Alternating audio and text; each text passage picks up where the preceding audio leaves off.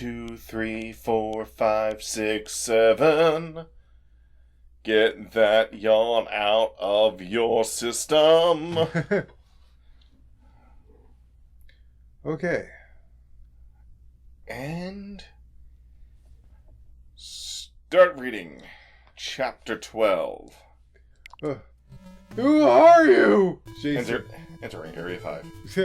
Who are you? Who are you? Jason called out into the void. Who do you think I am? The voice thundered. The lead shook with the vibrations, and Jason and Eve clung to each other. Ooh. The voice was different, deeper, more menacing. Jason couldn't help but tremble at the sound of it. But, I destroyed you! The laugh turned into a high-pitched shriek. I can't do a high-pitched shriek.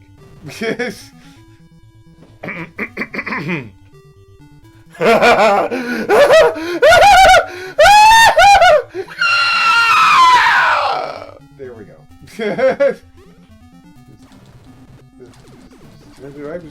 Clods of mud and fungus dislodged from the cavern walls and began raining around them. Electrical sparks zigzagged through the air like lightning.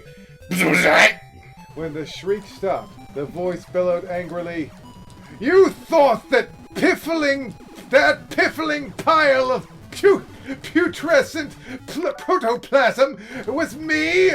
You thought that I, the plutonium boss, would let myself be outfought by a half-witted child?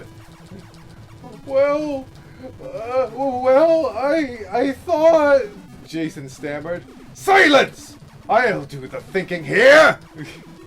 The defective tub of Lord you defeated was merely a mutant sub-boss, being the weakest one I owned. He guarded the first level to save your bragging, you simpering slush brain." That's my favorite line from him so far. Simpering slush brain.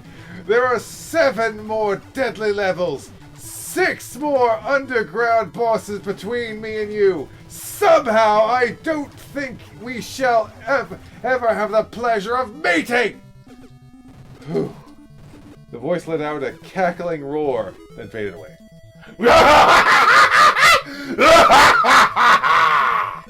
Silence hung in the air. Then slowly, the distant cavern noises resumed. Robots clomping wings, robots clomping, wings batting. Strange liquids Please stop this. Strange liquids dripping. Electronic noises humming. "This is not going to be easy, Jason," Eve said. It was the understatement of the year. Jason knew he should be quaking with fear. He knew he should hop into Sophia III and beg Eva to take him home. But something had... Yeah, Eva. What, did I say Eva? It's Eve. Eve. I said Eva, okay. But something had changed, Jason. Something about the way the plutonium boss had talked to him. Something about the sureness, the cockiness, the idea that Jason could be treated like a speck of dust. No one treated Jason Frudnick like that, and no one called him a simpering slush brain! Are we still gonna keep the same voice for him now? Yes. Eve! Although you've gotta you make it more heroic wimp. Eve! Heroic wimp. He said, his jaw set firm. I will fight for the last, to the last breath, for Fred, for the planet. If the plutonium boss is going to succeed, it won't be because I didn't try. Eve beamed. You are a real sandwich on a long roll, Jason. Hero, Jason said, too hyped up to laugh. Sorry, Eve said. You are a real sandwich on a long hero. Skip it, Jason replied. Let's go! He hopped into the passenger seat, and Eve took her place behind the wheel. Eve propelled Sophia III from ledge to ledge. They hopped into the path of robots. They were attacked by swooping mechanical birds. Swoop. They fell into the lagoon and fought jellyfish. Through it all, Eve guided the vehicle, and Jason shot down the enemies one by one. Within minutes, they were traveling down the tunnel to the bodiless door. The bodiless door guard. Jason flexed his fingers, preparing for the onslaught. Eve gave his weapon panel a gentle tap. "You'll be able to use this now," she said. "The weapon should be powered up by now." "But I didn't do anything," Jason said. "I mean, I picked up the energy, but didn't transfer it." "Ah, but you did automatically, as soon as you stepped into Sophia III. You see, the vehicle's inner force field has been set to constant flux between the occupant and the weapon reserve, sort of like an inductance coil." Is this explaining a game mechanic, or is this just a thing? It's how he gets his power-ups. Okay. And next page. Right. I think I understand you better when you were tripping over slang expressions. Never mind, he said. I recommend that you greet... Okay, that's his extra name. That you greet our Spigmouth friends with the... with the multi-warhead missile. Jason set his fingers over the correct control. This time, when they entered the chamber, Jason let the weapons fly. Whoosh, whoosh, whoosh! With each blast, 3 flaming projectiles shot out of Sophia III. They flew directly into the gaping mouth of the door guard. The guard's eyes widened in shock. He swallowed the missiles and sent out a few of its own, and then blew up. "No sweat," Jason said. "Onward to level 2, Eve cried out. "Onward to level 2, Eve cried out. She drove through the door. Sophia III sped through another dark tunnel, then plunged out the other side. The vehicle's engine echoed loudly in this chamber. Instead of dirt and moss, the walls were solid, curved metal. It felt like they were in a huge pipe with a diameter the size of a football field. "Great," Jason said. "All that, we end up in the sewer." Clang! Sophia III bounced on its shocks. Its roof reverberated from a sudden hit. "Roof rockets!" Eve shouted. "How do I shoot them?" Jason demanded. "How do I shoot them?" Jason demanded. "I'll tell you in a minute," Eve replied. "Let's get out of..." Suddenly, Jason braced himself. "Look out for the lava pit!" he yelled. Directly in Sophia III's path was a bubbling pool of red-hot molten rock. 1 second of contact and the vehicle would be sizzled to a crisp. Eve's index finger darted towards the emergency jump button. Just at the front, as the front wheels rolled onto the edge, Sophia III lifted sharply upwards towards the roof. Jason breathed a sigh of relief. "Eve, you're a genius!" But Eve's face was turning a pale shade of white. "Uh-oh," she murmured, her eyes fixed upwards. "I think I may have pressed a little too hard." Jason followed her glance. A forest of gleaming, knife-sharp blades hung from the ceiling, and judging from the vehicle's speed, there was no way they were going to avoid it. "Duck!" Jason yelled, as if that would do any good. With a fierce skreek of shredding metal, the 3 long spikes ripped through the roof above Jason and Eve. Chapter 13. Jason pulled Eve down to the floor. The spikes tore deep into the roof, inching towards them with sickening slowness. Jason and Eve sank further, scrunching their bodies into a nearly impossible position. Their, Oh my. their frightened eyes were like 4 enormous white globes. The points edged closer. Jason could feel the pores of his skin closing up. Pores! What are you doing? Okay, I just added that part. Okay, Skrock. With a last wrench of noise, the spike stopped. On one of the points was inches from Jason's nose. Wake up. He stared at it, cross-eyed. Eve, he said, whatever you do, don't let me breathe. Okay. He grabbed the spike with his hand. Slowly, he angled his body around the point and until he was sitting in the passenger seat. Eve did the same, edging her way into the passenger seat. To see her, Jason had to look around 3 of the spikes. Now what? He asked. Eve examined the ceiling. Severe damage. We must somehow get down and repair this. How about firing some of our weapons? Jason suggested. The recoil might shake us off the ceiling. A creative suggestion. But we must not waste our weapon energy like a battery. It can be used up. Okay, then how about a little rock and roll? Jason said. Eve frowned. There was no radio in Sophia the Third. Jason began shaking forward and backwards to his seat. I mean this kind of rock and roll! Together they lurched back and forth.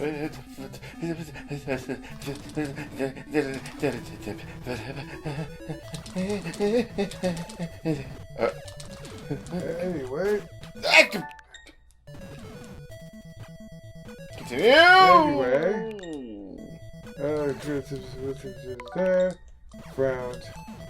There's no radio, blah blah blah. They did the rock and roll. Together they lurched back and forth and began to rock. Reek, reek, reek, reek, reek, reek. I love rock and roll. Put another dime in the jukebox, baby. The serrated edges of the spikes held fast. We're only making the holes bigger, Eve said, looking at the gaps in the roof. That'll help us, Jason replied. He reached for the multi-warhead missiles button.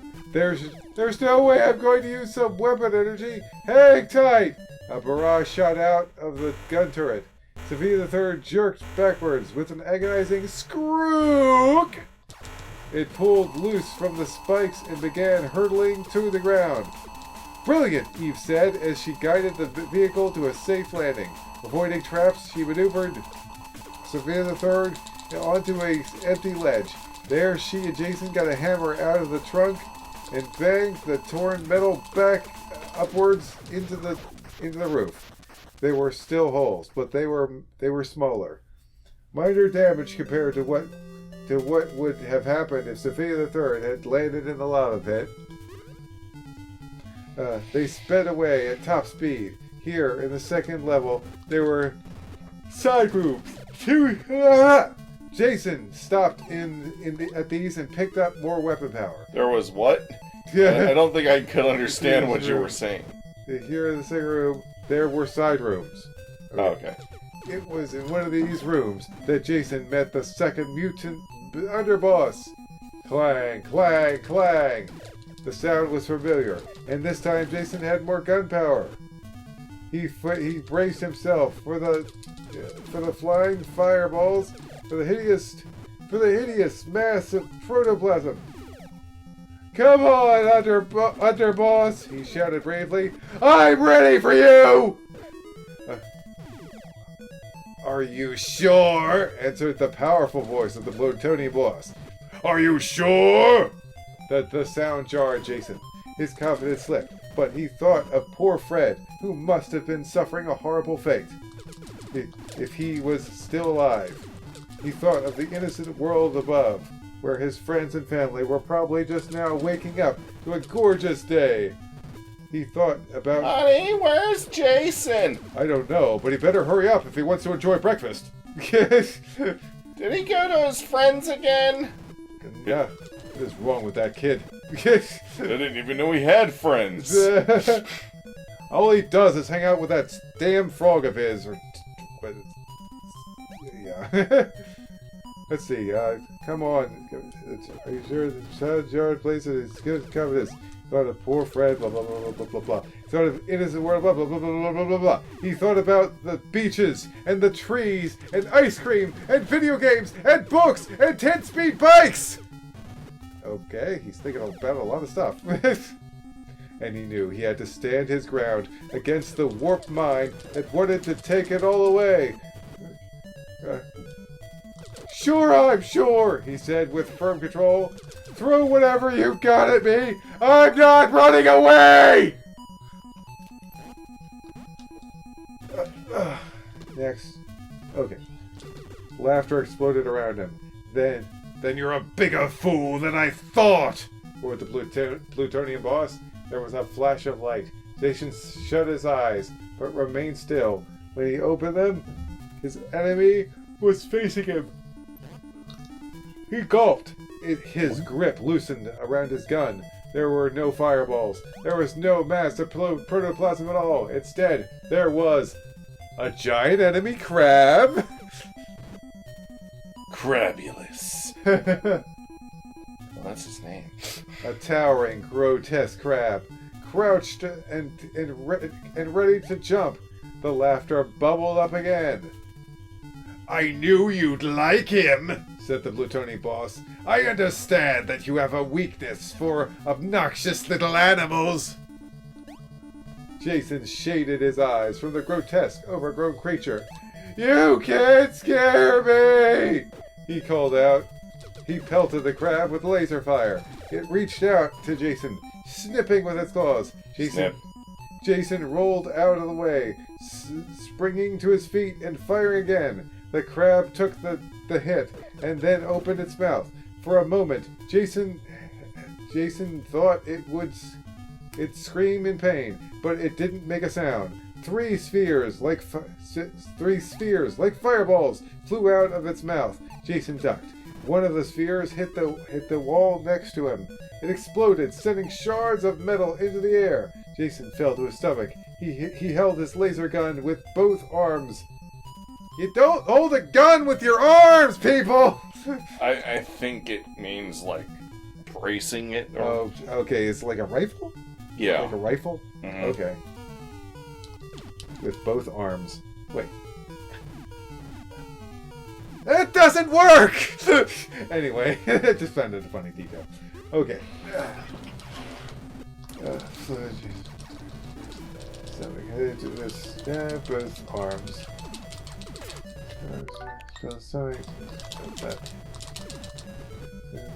Spheres, the arms part! How am I missing the arms part? I think I might be too low on the page.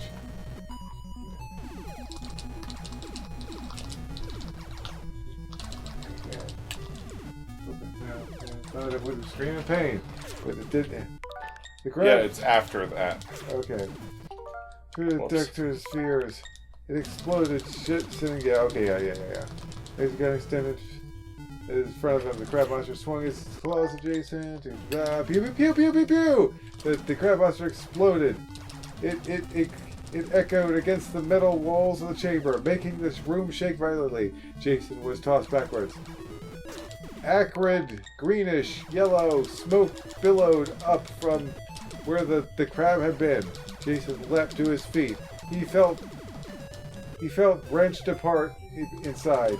It wasn't because of tossing about, or the smoke, or the bruises all over him. It was because he imagined that somewhere in the Plutonian boss's world, Fred might be waiting. Not the gentle pet Jason missed so much, but a hideous monster like the crab transformed by the boss. Could it be? Where are you keeping Fred? Jason's voice was an anguished shout. It echoed emptily into the cavernous room. In the silence that followed, Jason had a terrifying thought. Maybe the Plutonian boss didn't know who Fred was. Maybe Fred was just another pest that the boss had mutated or killed according to his whims. After what seemed like hours, the plutonium boss answered. His tone was gentle and soft, which somehow made it absolutely bone-chilling. Your friend is doing very... That's not gentle or soft. Your friend is doing... Your friend is doing very well, the plutonium boss said. Yes, indeed. Very, very well. Game hid. Don't bother. What the fuck? That is a very short chapter. Well, read it! Chapter 14. Jason felt lightheaded, as if he were going to be sick. It had something to do with the plutonium boss's voice. The words were reassuring, but the meaning behind them wasn't. He wanted to feel relieved that Fred was alive, but he didn't. He hated to think it, but even death might be better than falling under the control of the plutonium boss. Jason shook those thoughts out of his head. He couldn't afford to stand still at a time like this. Blasting his way back through the room, he found a door and stepped outside. At that precious moment, Eve rolled by in Sophia III.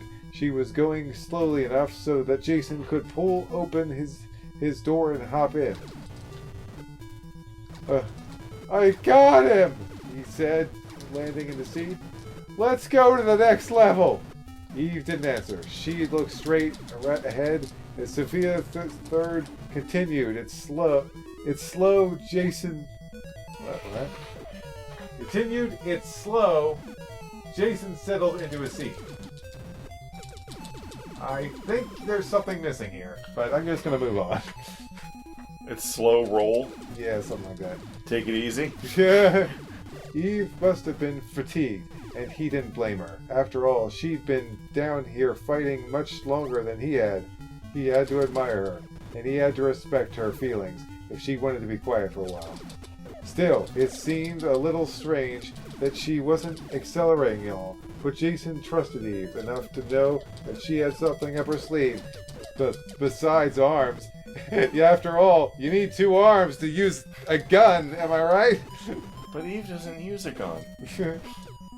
That's what she has Jason for. Yeah, he's the hired gun.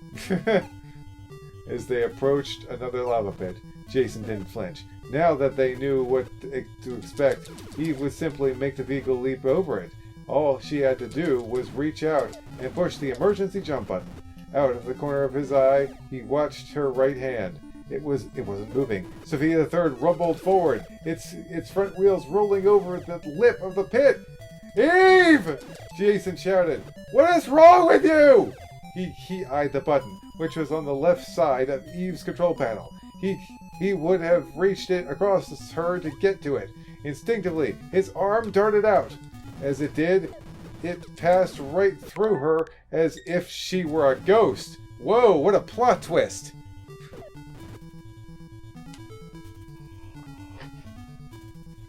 Chapter 15.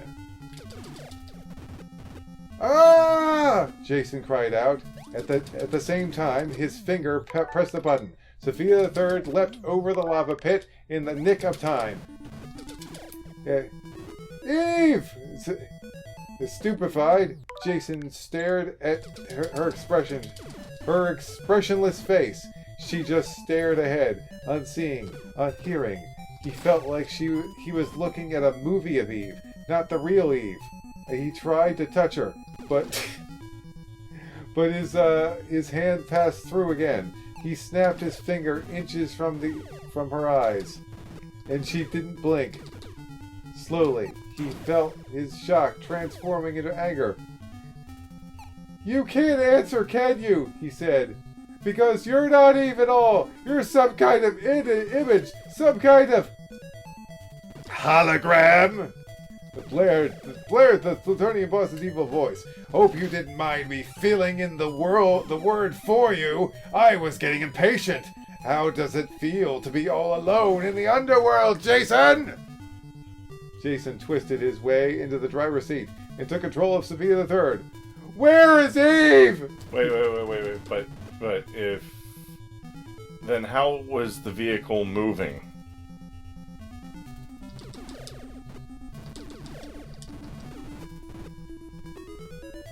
That doesn't make any sense!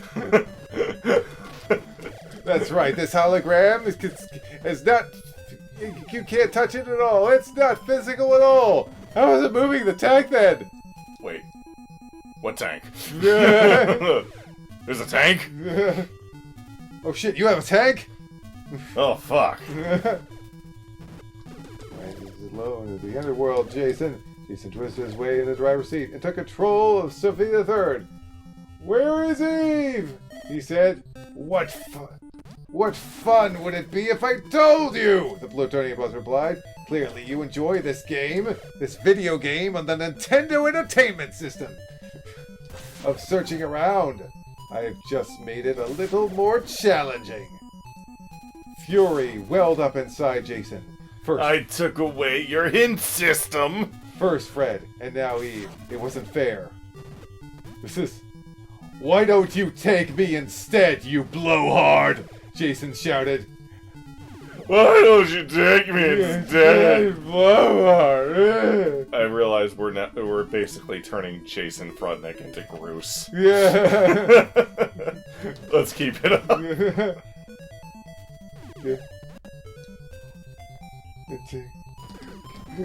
Go ahead!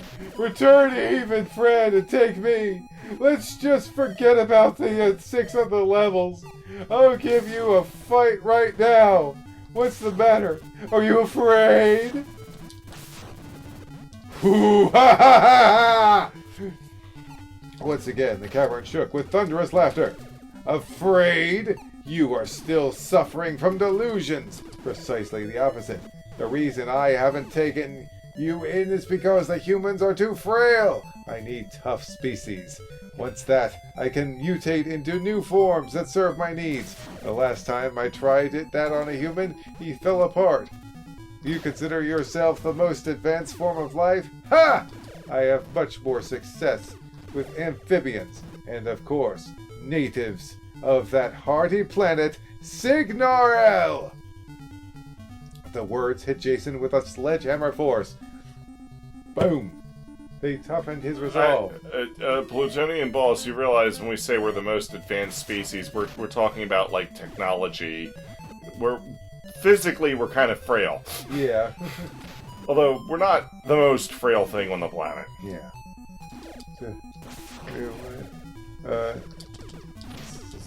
The sledgehammer. Or Luna's defeated and... The Forge Lord... No. Sledgehammer. They toughened his resolve, steeled him for the lonely battle ahead. Oh. Alright, you warped has-been.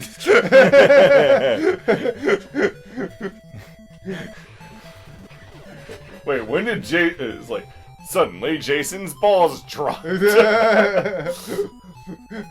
It's like every time he gets more serious. It's like I've been trying to make his voice slightly different.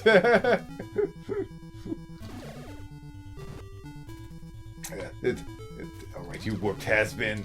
He hissed. Alright, you warped has-been. What? What does that even mean? If that's the way you want it, fine. I'll see you at level 8! More delusions, the plutonian boss screamed. His laughter became shrill and high-pitched, it boomeranging around Jason like a howl of caged hyenas. Okay. This person has some interesting descriptive writing. Yeah. He forged onward. Within minutes, he figured out the controls of Sophia III. Level 3 whizzed by in a hail of laser blasts and vaporizing robots. There, he was attacked by a group of 8 killer robots. Keeping his wits about him, Jason defeated them after a long battle. In level 4, Jason felt a rush of energy. Okay, going on. Oh wow, the story's now like catching up. Oh wow, who would have thought?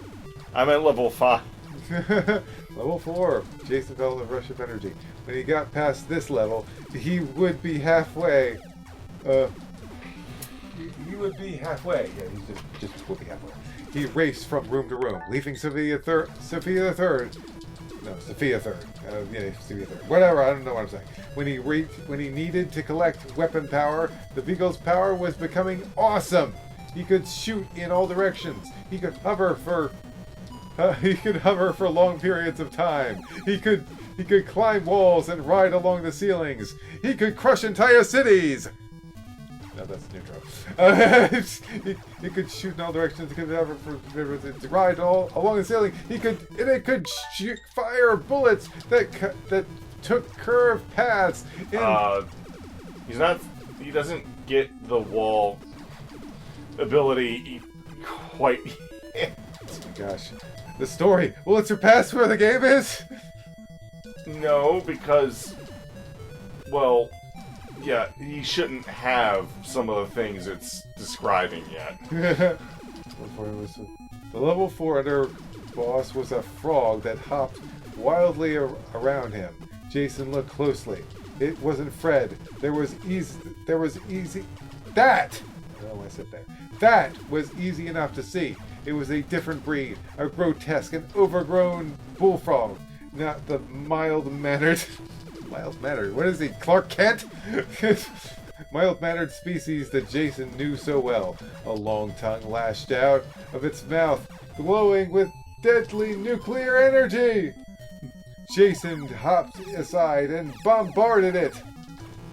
After all, to defeat a frog, you must hop like a frog. When the frog monster disintegrated in a blaze of smoke, Jason fell to his knees. It was time to rest. His muscles were tight with fatigue. He sat on a twisted metallic piece of debris and stared at the floor and at something that looked very definitely like an arm.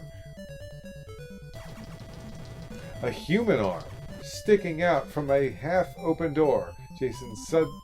Suddenly, Jason wasn't tired. He ran to the door and yanked it open. He stared in disbelief. He reached down to make sure that he was seeing wasn't a hologram. It wasn't. His hand made contact with a protective suit like his own. Inside the suit, his head tilted lifelessly. To one side was a boy Jason knew. Okay, next page. Chapter 16. See, I'm getting near the end of this area. Should we just stop the story for now? Let's see, did I go in here? Yes, I did. Okay. Maybe, yeah, like, I get the wall ability in the next... It was talking about him fighting the boss from the previous area. But somehow he had the wall climb ability before he fought the level 4 boss. You get wall climb from the level 6 boss, and you get ceiling climb from the level 7 boss. Huh. But yeah. Alright. There. I actually made a save. Nice. Forgot to do that last time. I'm going to have to redo stuff. Okay, guys, we'll see you next time. For Chapter 16. And Area 6. Both involving sixes. Bye-bye.